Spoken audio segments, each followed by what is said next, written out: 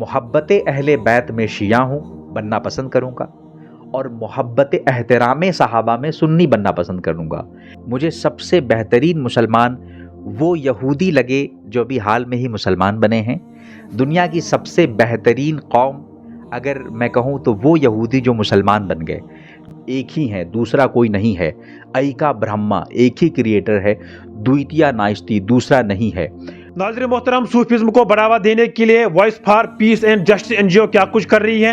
ہمارے ساتھ خاص مہمان بات چیت کرنے کے لیے موجود ہیں جو کسی بھی تعارف کے محتاج نہیں ہے۔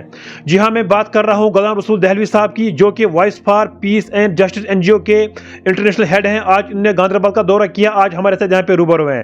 بہت بہت شکریہ آپ کا اپنا وقت دینے کے لیے۔ بے پناہ شکریہ۔ کشمیر اسکرپٹ کے کشمیری اسکرائب، آپ نے ہمیں یہ موقع زرعی دیا۔ میں دل کی اتھا گہرائیوں سے، صمیم قلب سے آپ کا شکریہ ادا کرتا ہوں voice for peace and justice کے بہاف پہ۔ آپ کا بڑا پن ہے کہ آپ نے اس قابل سمجھا، آپ نے ہمیں ٹائم دیا۔ سب سے پہلے جاننے کی کوشش کریں گے voice for peace and justice جو آپ کی این جی او ہے، صوفیزم کو بڑھاوا دینے کے لیے، صوفیزم کو پروموٹ کرنے کے لیے آپ کی این جی او جو ہے وہ کیا کچھ کر رہی ہے؟ سرزمین اولیاء کشمیر، سرزمین رشیان اسلام، یہاں پہ اگر ابھی پچھلی ایک دہائی میں کسی نے تصوف کو انٹرنیشنل لیول پہ، ریشی صوفیزم کو، کشمیری تصوف کو انٹرنیشنل پلیٹ فارم پہ ریپرزینٹ کیا ہے تو وہ ہے voice for peace and justice. یہاں سے لے کر کے united nation human rights council تک، امریکہ تک، world peace prayer day California تک، ہر جگہ ہمارا میسج پہنچ رہا ہے۔ اور international conference on Sufism and brotherhood اگر اس دہائی میں کسی نے اس کو کیا ہے تو یہ voice for peace and justice ہے۔ پچھلے 10 سال میں ایسا کوئی کانفرنس سرزمین جموں کشمیر میں نہیں دیکھا گیا۔ پوری یو ٹی میں اگر اس نوعیت کا سب سے پہلا کامیاب انٹرنیشنل کانفرنس اجلاس منعقد کیا گیا ہے تو voice for peace and justice کے زیر اہتمام ایس کے آئی سی سی میں، جو آپ کا سب سے بڑا آڈیٹوریم ہے سری نگر میں، وہاں پہلی بار کیا گیا۔ اس کے بعد پھر خود voice for peace and justice کے بینر تلے یہیں اسی کے ہیڈ کوارٹر پہ منعقد کیا گیا، جس میں صوفی لینڈ، سوئٹزرلینڈ، جرمنی کے سربراہ، روحانی سربراہ صوفی ماسٹر شیخ اشرف افندی تشریف لائے، اور اسی کے ساتھ ساتھ ٹرکی سے صوفی ڈیلیگیٹس تشریف لائے۔ اس سے پہلے تقریباً 17 کنٹریز سے، مالدیو سے، بنگلہ دیش سے، ہماری نیبرنگ کنٹریز سے، اور ساؤتھ ایشیا کی اور دوسری کنٹریز سے صوفی مندوبین تشریف لائے، اور ان سب نے ان ون یونیسن بآواز بلند یہ میسج دیا کہ بردرہوڈ، ہیومینٹی، ٹالریشن، کمپیشن، اس کی جو روٹس ہیں سرزمین کشمیر میں وہ ڈیپلی سیٹڈ ہیں۔ ان کو دوبارہ سے ریکلیم کرنا، ریوائیو کرنا، ریسٹور کرنا ہماری اور آپ کی مشترکہ ذمہ داری ہے۔ Voice for peace and justice نے ریشی صوفیزم کو ریوائیو کرنے، ریکلیم کرنے اور ریسٹور کرنے کی ایک عالمی مہم شروع کی ہے۔ میں سمجھتا ہوں یہ اپنی تاریخ میں بالکل ہی فقید المثال ہے، عدیم المثال ہے۔ ماشاءاللہ، آپ ایک عالم دین ہیں، آپ ایک سکالر ہیں، بہت سارے ممالک میں آپ نے جو ہے وہ دورہ کیا ہے۔ کیا ہماری ماں بہنیں جو ہیں وہ آستان عالیہ پہ جا سکتی ہیں؟ جس طریقے سے اگر ہم درگاہ کی بات کریں یا باقی جو زیارت گاہ ہے وہاں کی بات کریں گے، جب بھی کوئی تہوار ہوتے ہیں، جب بھی کوئی بڑا دن ہوتے ہیں، جو ہمارے باقی طبقے کے لوگ ہیں وہ کہہ رہے ہیں کہ آپ لوگ شرک کر رہے ہیں۔ صحیح حدیث ہے، رسول اللہ صلی اللہ علیہ وسلم نے ارشاد فرمایا، کنتُ نہیتکم عن زیارت القبور، اے لوگو میں نے تمہیں منع کیا تھا زیارت قبور سے، ولیکن زوروہا، لیکن اب زیارت کرو۔ کیوں؟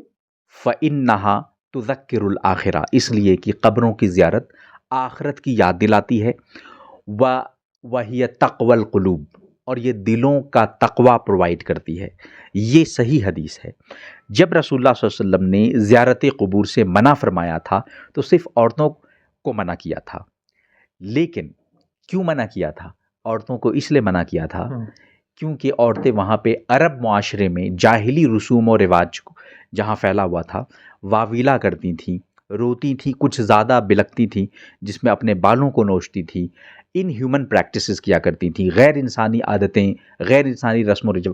جب اسلام نے سویلائز کر دیا سوسائٹی کو، بیدوین سوسائٹی کو، معاشرے کو مہذب اور متمدن کر دیا، پھر آپ رسول صلی اللہ علیہ وسلم نے ارشاد فرمایا کنت نہیتکم، میں نے پہلے منع کیا تھا، فزوروہا، لیکن اب زیارت کرو۔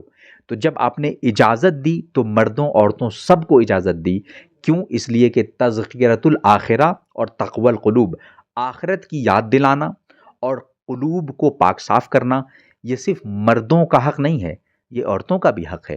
اس لیے رسول اللہ صلی اللہ علیہ وسلم خود اپنی والدہ حضرت آمنہ رضی اللہ عنہا کے مزار پہ جایا کرتے تھے۔ روایتیں موجود ہیں، حضرت خدیجۃ الکبریٰ ان کی زیارت پہ جاتے تھے اور روتے تھے، خاموشی سے جاتے تھے صرف بعد نماز فجر اور کبھی کبھی نماز فجر سے پہلے، اور وہاں جا کے روتے تھے۔ تو نہ صرف یہ کہ عورتوں کو قبروں کی زیارت کی اجازت دی، بلکہ خود عورتوں کی قبروں پہ جاتے تھے آپ۔ عورتوں کا قبروں پہ جانا یہ تو چھوٹی بات ہے، عورتوں کی قبر پہ جانا یہ اس سے بھی بڑی بات ہے۔ رسول اللہ صلی اللہ علیہ وسلم خود بنفس نفیس حضرت آمنہ، حضرت خدیجہ رضی اللہ عنہما کی مزاروں پہ جاتے تھے، اور اپنی صحابیات کو، اپنی ازواج و مطہرات کو، سب کو آپ نے انکریج کیا ہے، اس لیے کہ یاد آخرت اور تقوی دل یہ صرف مردوں کا خاصہ نہیں ہے، یہ عورتوں کے لیے بھی ہے۔ ماشاءاللہ، آپ سے ایک اور سوال رہے گا۔ آپ ایک عالم دین ہیں، آپ ایک اسکالر ہیں، جس طریقے سے آپ کے ساتھ ہم نے یہاں پہ بات کی، آپ نے خود ہی عرض کیا ہے کہ میں اس سے پہلے بھی بہت سارے ممالک میں گیا ہوں۔ اگر ہم ایشین کنٹریز کی بات کریں گے، یا ایران کی بات کریں گے، ترکی کی بات کریں گے، یا اٹلی کی بات کریں گے، یا باقی جو مسلمان ممالک ہیں وہاں کی بات کریں گے، ایک بڑا ایشو ابھی ہمیں سماج میں دیکھنے کو مل رہا ہے۔ اگر ہم شیعہ طبقے کی بات کریں گے، شیعہ طبقے کے لوگ جو ہیں وہ بھی یہ سمجھتے ہیں کہ ہمارا دین ایک ہے، ہمارا قرآن ایک ہے، اور ہمارا خدا ایک ہے، اور ہمارا رسول صلی اللہ علیہ وسلم ایک ہے۔ سنی کی بات کریں گے یا اہل جماعت جتنے بھی ہمارے یہاں پہ ہیں، ہم سارے بلیو کرتے ہیں کہ there is no god but almighty Allah and prophet Muhammad صلی اللہ علیہ وسلم از دی میسنجر آف اللہ۔ لیکن ہمارے سماج میں اختلافات کیوں بڑھتے رہتے ہیں؟ رسول صلی اللہ علیہ وسلم نے ارشاد فرمایا اختلاف امتی رحمتن، میری امت کا اختلاف رحمت ہے۔ آج کے دور میں کہا جاتا ہے democracy is a celebration of difference. آج ہندوستان میں آپ نے یہ چیز محسوس کی ہوگی، اس کی آہٹ آج محسوس کی ہوگی کہ democracy is the celebration of differences.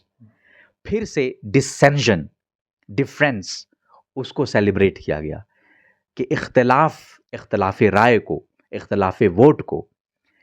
اسی طریقے سے اسلام نے بھی اختلاف کو اس نظریے سے دیکھا، بہت ہی پازیٹیو نظر سے دیکھا۔ رسول اللہ صلی اللہ علیہ وسلم نے ہمیشہ صحابہ کرام کے اختلافات کو کبھی ڈسکریج نہیں کیا، بلکہ انہیں ایک پازیٹیو ڈائریکشن دیا۔ میں ایک مثال دینا چاہوں گا۔ غزوہ تبوک سے پہلے رسول اللہ صلی اللہ علیہ وسلم نے ارشاد فرمایا اپنے صحابہ کو کہ ہمیں وہاں تبوک کی سرزمین پہ پہنچنا ہے، انشاءاللہ عصر کی نماز وہیں پڑھیں گے، آپ نے یہ فرمایا۔ اب صحابہ اپنے گھوڑوں پہ سوار ہو کے نکل پڑے۔ راستے میں صحابہ کا ایک گروہ یہ کہنے لگا کہ رسول صلی اللہ علیہ وسلم نے ارشاد فرمایا غزوہ تبوک میں نماز پڑھنی ہے، انشاءاللہ وہیں پڑھیں گے، یہ آپ کا حکم ہے۔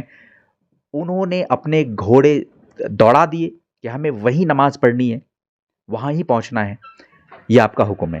لیکن دوسرا گروہ کہنے لگا نہیں، آپ کے کہنے کا مطلب یہ ہے کہ نماز عصر نہیں چھوڑنی چاہیے، کہیں بھی پڑھ لو، لیکن عصر کی نماز مکمل ہونے سے پہلے تک، یعنی عصر کے وقت کے ختم ہونے سے پہلے تک تبوک میں پہنچنا ہے۔ اب یہ اختلاف ہو گیا، دونوں ہی گروہ کی نیت اچھی تھی، دونوں وہاں پہنچے، ایک نماز عصر پڑھ کے پہنچا، ایک نے وہی نماز عصر پڑھی، لیکن دونوں وقت عصر سے ختم ہونے سے پہلے پہنچ گئے۔ رسول صلی اللہ علیہ وسلم نے ارشاد فرمایا دونوں ہی حق پر ہو۔ یہ اختلاف بہت اچھی چیز ہے، تم دونوں کی نیت اچھی تھی۔ اگر اختلاف کی نیت اچھی ہے تو پھر یہ اختلاف محمود ہے، رحمت ہے، لیکن اگر اختلاف کی نیت مذموم ہے، اگر اختلاف کی نیت شرپسندی ہے، فتنہ انگیزی ہے، تو پھر یہ اختلاف مذموم ہے، رحمت نہیں زحمت ہے۔ آج ہمیں اپنے اختلاف کو رحمت بنانے کی ضرورت ہے، زحمت نہیں۔ شیعہ حضرات جو شیعان علی کے ذریعے شروع ہوئے تھے، اور سنی حضرات جو اہل سنت و جماعت کے نام سے جو حدیث پاک ہے علیکم بسنتی، تم پر میری سنت واجب ہے، یا علیکم بالسنہ والجماعہ، تم پر سنت پر قائم رہنا اور جماعت پر قائم رہنا، یعنی میجورٹی اور بالکل جمہوریت کے ساتھ رہنا، یہ رسول صلی اللہ علیہ وسلم نے. تو آج میں یہ کہنا چاہوں گا کہ میں محبت اہل بیت میں شیعہ ہوں، بننا پسند کروں گا، اور محبت احترام صحابہ میں سنی بننا پسند کروں گا. آج کا مسلمان شیعہ بھی ہو سنی بھی ہو، محبت آل رسول میں، محبت فاطمہ، محبت علی، محبت حسنین میں شیعہ بن جائیں، لیکن احترام صحابہ میں اور احترام سنت میں اور احترام جمہوریت میں، جماعت کے معنی جمہوریت، ٹوٹالٹی، اس میں آپ سنی بن جائیں، کوئی حرج نہیں ہے. بالکل. اس آپ طرح نے سے آپ نے آپ نے بہت سارے ممالک کا دورہ کیا ابھی تک، تو سب سے زیادہ اچھے مسلمان آپ کو کہاں پہ لگے؟ مجھے سب سے بہترین مسلمان وہ یہودی لگے جو ابھی حال میں ہی مسلمان بنے ہیں. دنیا کی سب سے بہترین قوم اگر میں کہوں تو وہ یہودی جو مسلمان بن گئے، جوش مسلمز. فیلاڈیلفیا پینسلوانیا میں حضرت بابا محی الدین عبد الرحیم محی الدین کے نام سے سری لنکا کے ایک صوفی بزرگ آئے تھے. 1970s میں یہودیوں کا ایک بڑا طبقہ جو اس وقت امریکہ میں نیو یارک میں اور نارتھ امریکہ میں رہ رہا تھا، وہ دوسرے مذاہب کا مطالعہ کر رہا تھا. تو ان میں سے کچھ لوگ جو بڈز بن گئے، یعنی جوش بدھسٹ. ان میں سے کچھ جو بھکت بن گئے، یعنی جوش بھکتی، ہندو دھرم میں چلے. کچھ لوگ جوش صوفی بن گئے. میں نے آج تک ان سے بہترین قوم نہیں دیکھا جنہوں نے جوش ٹریڈیشن کا جو بیسٹ پارٹ ہے وہ بھی لے لیا، اور اسلام کا جو بیسٹ پارٹ ہے وہ بھی لے لیا، اور ان کا معاشرہ کرسچن ہے، امریکہ کرسچن پاپولیشن زیادہ ہے، تو کرسچینٹی کی اچھی چیزیں لے لی. حضرت موسیٰ علیہ السلام کے مذہب میں شریعت کا غلبہ ہے، شریعت موسوی، 10 کمانڈمنٹس، شریعت کی بات کرتے ہیں، لاء کی بات کرتے ہیں. حضرت عیسیٰ علیہ السلام طریقت کی بات کرتے ہیں، ہمیشہ معاف کرنے کی بات کرتے ہیں، فارگیونیس، لو، ٹالریشن. طریقت اور شریعت، موسیٰ علیہ السلام شریعت لے کے آئے، عیسیٰ علیہ السلام طریقت لے کے آئے. محمد صلی اللہ علیہ وسلم نے شریعت اور طریقت دونوں کو جمع کر دیا تصوف کے اندر. آج میں یہ کہنا چاہوں گا کہ اگر صوفیاء کرام جو ہیں اسی شریعت موسوی اور طریقت عیسوی دونوں کا سنگم ہیں، اور اس کی ایک بہترین مثال میں نے جوش صوفیز میں دیکھی جو میں نے امریکہ میں فیلاڈیلفیا میں دیکھی. کشمیر کے مسلمانوں میں آپ نے کیا کچھ ڈفرنس محسوس کی جو باقی مسلمان؟ کشمیر کے مسلمان جیسے جوش صوفی بہترین مسلمان ہیں، ویسے رشی صوفی جنہوں نے یہاں کے رشیوں سے سیکھا، رشی منیوں کی جو تعلیمات تھیں، انہوں نے زور دیا ادویت پہ، نان ڈوئلزم پہ. ایکم ایودتیم، ایک ہی ہے، دوسرا کوئی نہیں ہے. ایکا برہما، ایک ہی کریٹر ہے. دویتیا نائستی، دوسرا نہیں ہے. اسی طریقے سے پوری دنیا کی ویل بینگ کی دعا کی انہوں نے. واسودیوا کٹمبکم کی بات کی انہوں نے. All world is one family of God, یہی بات رسول اللہ صلی اللہ علیہ وسلم نے کہی تھی، الخلق عیال اللہ. تو انہوں نے رشی منیوں کی تعلیمات کو رسول صلی اللہ علیہ وسلم کی تعلیمات اور صوفیاء کرام کی تعلیمات میں انٹیگریٹ کر دیا. اگر آج کا کشمیری مسلمان دوبارہ سے حقیقی معنوں میں رشی صوفی مسلمان بن گیا تو میں سمجھتا ہوں دنیا میں اس سے بہترین کوئی قوم نہیں ہو سکتی. بالکل. آخر میں جاتے جاتے آپ کی جو یہ این جی او ہے، voice for peace and just N G O, یہ باقی این جی او سے ڈفرینٹ کیوں ہے؟ Voice for peace and justice صرف پیس کی بات نہیں کرتی، جسٹس کی بھی بات کرتی ہے. Peace without justice is not possible, and justice delayed is justice denied.